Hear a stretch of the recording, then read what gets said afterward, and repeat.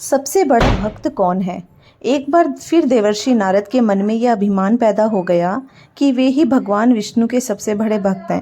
वे सोचने लगे, मैं रात दिन भगवान विष्णु का गुणगान करता हूँ, फिर इस संसार में मुझसे बड़ा भक्त और कौन हो सकता है। किंतु पता नहीं श्री हरि मुझसे ऐसा समझते हैं या नहीं। यह विचार कर नारद भगवान विष्णु के पास क्षीर सागर में पहुँचे और उन्हें प्रणाम किया। विष्णु जी बोले, आओ नारद, कहो कैसे आना हुआ। नारद बोले, भगवान मैं आपसे एक बात पूछने आया हूँ। भगवान विष्णु बोले, मैं तुम्हारे मन की बात जानता हूँ नारद, फिर भी तुम्हारे मुंह से सुनना चाहता हूँ। नारद ने कहा, हे देव, मैं जीवन भर आपका गुणगान करता रहा हूँ, पल पल हर क्षण मुझे बस आपका ही ध्यान रहता है। आप मुझे यह बताइए कि क्या मुझसे भी बड़ा आपका कोई अन्य भक्त है संसार में। भगवान विष्णु समझ तो पहले ही गए थे कि नारद को अपनी भक्ति पर अभिमान पैदा हो गया है, किंतु अपने मन की बात छुपाकर वे बोले, नारद इस प्रश्न के लिए तो तुम्हें मेरे साथ मृत्युलोक चलना पड़ेगा। नारद बोले, ठीक है भगवान, मैं मृत्युलोक चलने के लिए तैयार हूँ। भगवान विष्णु नारद को लेकर मृत्युलोक चल पड़े। धरती पर पहुंचकर दोनों ने किसान का भेष धारण किया और एक गांव के किनारे बनी झोपड़ी की ओर चल पड़े। विष्णु बोले, नारद मेरा एक बहुत बड़ा भक्त यहाँ इस कुटिया में रहता है। आश्चर्य है, क्या मुझसे भी किसी से भक्ति हो सकती है। नारद के मुख से निकला, क्या वह भी मेरी तरह आपका ध्यान लगाए रहता है। आओ स्वयं ही जान लोगे, विष्णु ने कहा और उस कुटिया की ओर बढ़ गए। किसान उस समय कुटिया के बाहर अपनी गाय को बांध रहा था। किसान उस समय कुटिया के बाहर अपनी गाय को बांध रहा था। उसके मुख से हरि हरि गोविंद का स्वर निकल रहा था। किसान बेसधारी विष्णु ने उसके निकट जाकर नारायण नारायण कहा तो किसान ने विनीत स्वर में कहा, आप कहाँ से आए हो भद्र, मेरे लिए कोई सेवा हो तो निसंकोच बताइए। किसान वेशधारी भगवान विष्णु ने कहा, हम नगर जा रहे हैं पर अंधेरा घिरने लगा है, वन में जंगली पशुओं का डर है, इसलिए रात भर आश्चर्य चाहते हैं। किसान ने प्रसन्न भाव से कहा, मेरी कुटिया में आपका स्वागत है। भद्र और जो रखा सूखा घर में है उस आपके लिए हाजिर है। भगवान ने मुझे आप लोगों की सेवा करने का अवसर दिया, बड़ी कृपा हुई उनकी। बाहर दालान ने कुटिया पर दोनों को बिठाकर किसान अंदर गया और अपनी पत्नी से कहा, देवी दो अतिथि आए हैं। किसान की पत्नी उस समय अपने बच्चों को भोजन परोस रही थी। धीरे से आटे का बर्तन दिखती हुई बोली, घर में इतना सा ही आटा है और ये बच्चे और भोजन मांग रहे हैं। किसान बोला, कोई बात नहीं, हम अतिथियों को भरपेट भोजन कराएंगे, तुम बच्चों को आज कांची बनाकर पिला दो। नारद और भगवान विष्णु ने उन दोनों का सारा वार्तालाप सुना, फिर भी परीक्षा के लिए भोजन की थाली पर बैठ गए। जब दोनों भरपेट भोजन कर चुके तो नारद सोचने लगे, यह सीधा साधा गृहस्थ भगवान का सबसे बड़ा भक्त कैसे हो सकता है।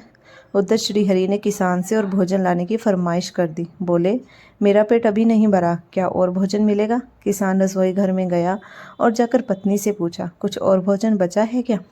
पत्नी बोली, बच्चों के लिए कांजी बनाई है, बस वही शेष है। विष्णु और नारद वह भी पी गए। किसान और उसके परिवार को भूखे ही सोना पड़ा।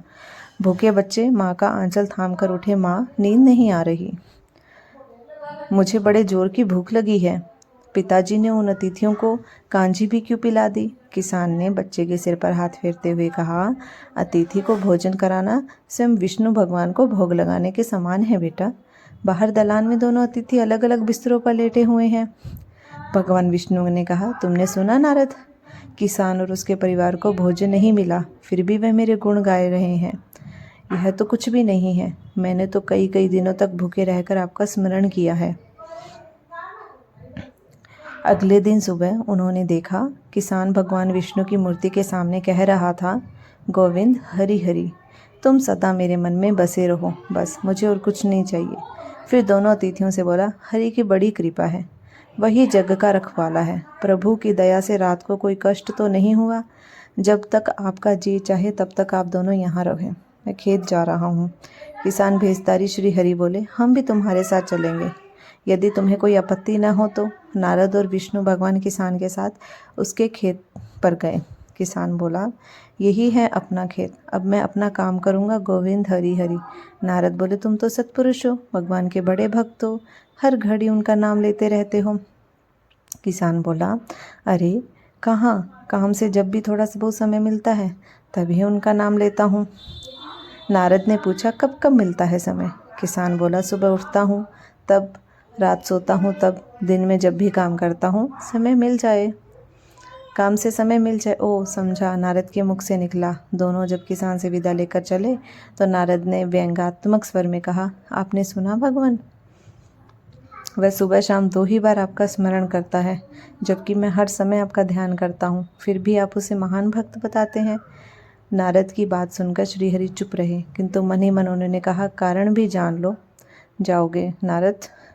विष्णु ने कलश को तेल से लबालब भरकर नारद को दे दिया और बोले, नारद इसे अपने सिर पर रखकर बिना हाथ लगाए सामने वाली पहाड़ी तक ले चलो।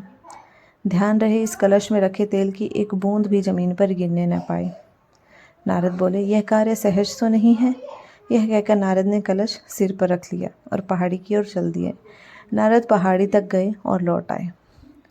विष्णु बोले, लौट आए नारद, ठीक है, अब यह बताओ, इतने दूर जाने और आने में तुमने कितनी बार मेरा स्मरण किया। नारद बोले, एक बार भी नहीं भगवान।